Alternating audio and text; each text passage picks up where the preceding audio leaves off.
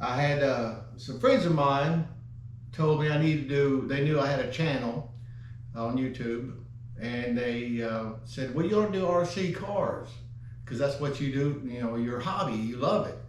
And when I'm at the track, you know, a lot of people who don't know about the hobby come up and ask me, what's this, what's that, and how, I think one of the biggest questions I get is, how fast do they go?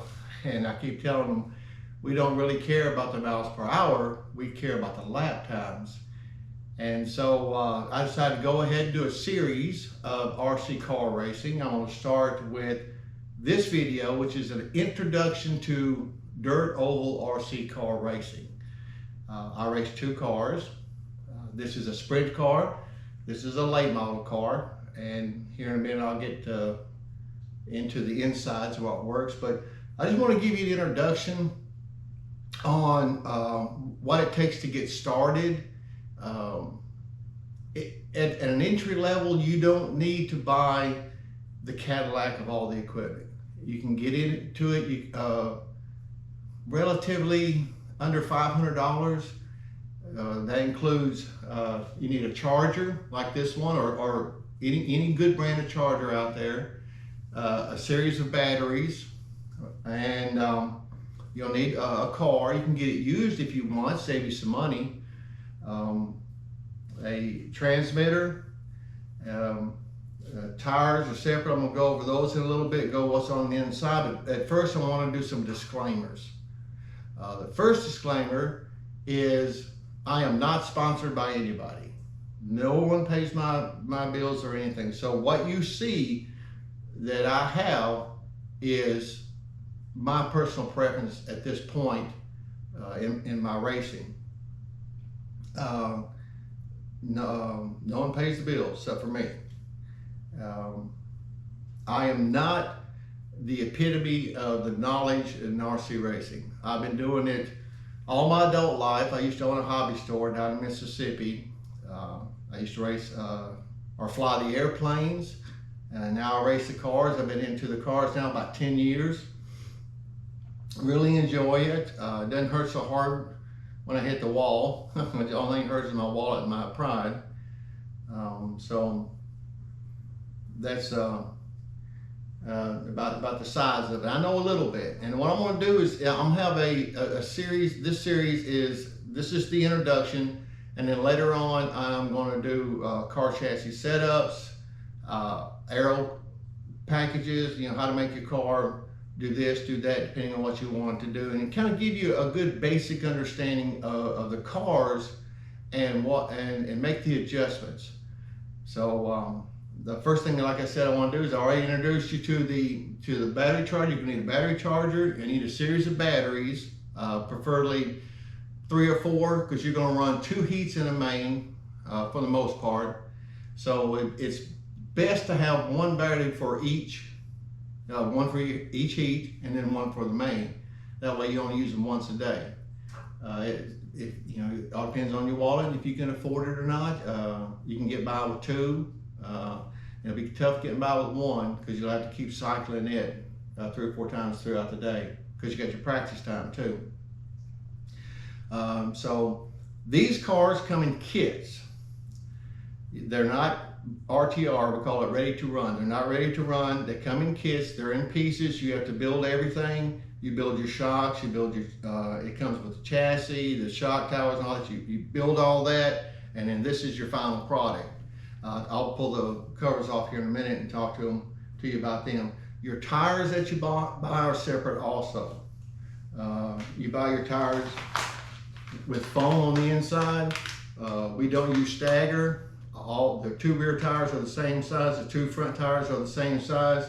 So inside them we have foam. We can change the density of the foam, that makes the tire react to either how soft it's going to be under compression or how firm it's going to be under compression.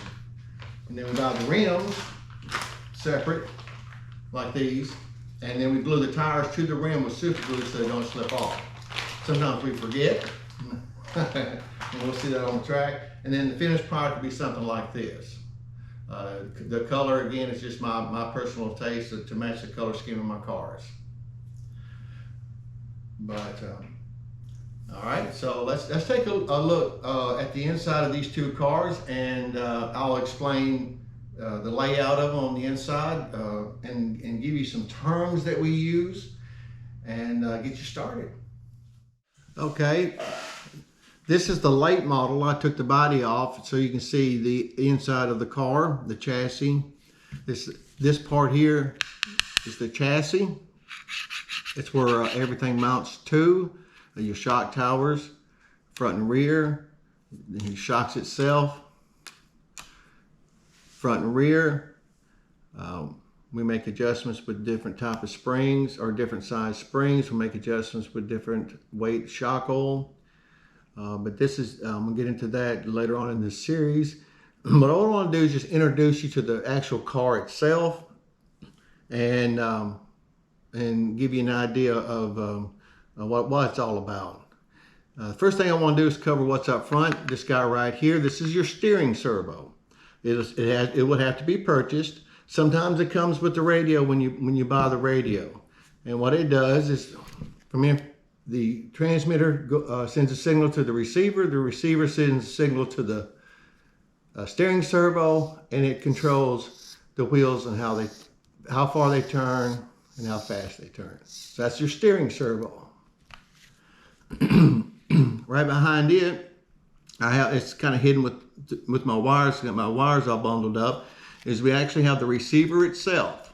It comes with the transmitter when you buy it, and it takes the information from the transmitter that you input to it, and then it sends out to the prospective part that it needs to go to, either the steering servo or right here, this component right behind it, or this unit right behind it, is called the ESC, which stands for electronic speed control. And what it does with the information from the receiver, it sends power from the battery that's mounted over here to the motor, which is this guy right here. It's a DC motor. So that's electronic speed controller. And that would have to be purchased also. And again, this is all if you buy new, not if you buy something used.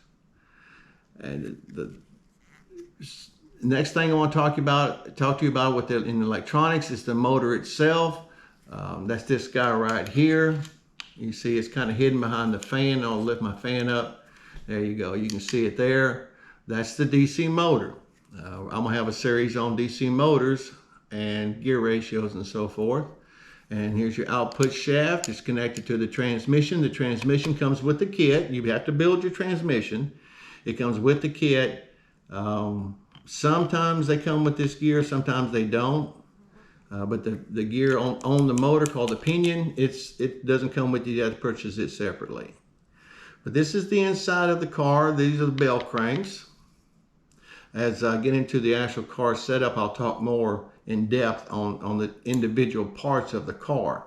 So if you're going to buy new, then you'll have to purchase your car kit, your radio transmitter, your charger, your series of batteries, and a steering servo, and the receiver comes with the transmitter, the electronic speed controller of your choosing. Then there again, you can talk to guys outside at the track, and you'll hear 15 different. You talk to 15 different guys, you'll get 15 different opinions. Most of them, for the most part, are good. So it's all up to you and what you personally want to use. And of course, you got your tires. We talked about the tires earlier, how you purchase them. But this is how the car is set up. And one little thing I see over here is this little red guy right there. That's called the transponder. And we have to run transponders when we race because we run so fast that it's hard keeping up with them.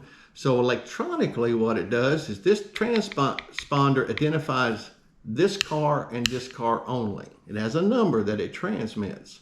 And the pickup with the computer system that they use at the tracks picks up this transmission or this transponder as I go under what we call a loop. As it goes underneath the loop, it picks it up, and what it can do is it gives me how fast I drove that last lap, how many laps I've driven. The computer can do all that for the race director.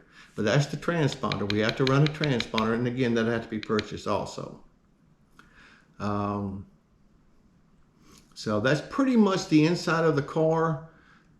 As far as the components that you'll have to purchase, again, this is an introduction, so I don't want to go too far in depth on any one thing. I'm going to have plenty of events later on, or not events, but plenty of series or films I'm going to do on what to do with the front of the car, what to do with the rear of the car, how to do this, how to do that. All right. Okay, now, so we talked about the things that you need to get started in the hobby. Probably a few things I didn't mention. Tools. You're going to have to get you a set of tools so you can work on your car and build it. When you buy your kit, it'll tell you what kind of tools you can get. There again, talk to guys at the track and see what kind of tools that you'll need. That's your best information is the guys at the track. We love talking about our cars. We love talking about the hobby, and everybody's got their opinion on what they like as far as product goes, but it's all good. So we talked about in review, we talked about the car kit itself, purchasing it. We talked about getting the transmitter, pistol grip type transmitter to control your car with your steering and your throttle. We talked about tires and rims. We talked about your charger and a few batteries. And we talked about on the inside, we needed the steering servo, electronic speed controller, we need a motor, and we need some assorted gears to change your gear ratio. Again, this open class that I'm showing you is the creme de la creme. It is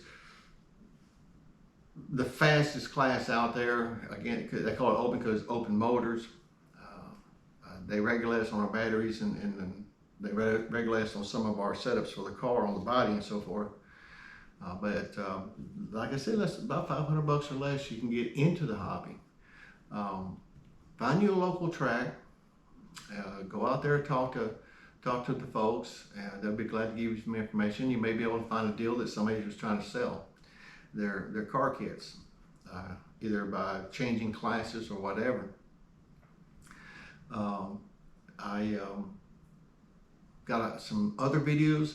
If you found this information knowledgeable and you enjoyed it, go ahead and like and subscribe to the channel and ring the bell, and that way when I come out with the next video, again, I'm going to get into a series of what is a transmitter receiver and how does that work. I'm going to get into an ESC and how it works. I'm going to get into the motor and what's it all about and how it works. I have a little bit, I'm an electronic technician by trade, or instructor. Right now I'm a technician. I've been an instructor a couple of times.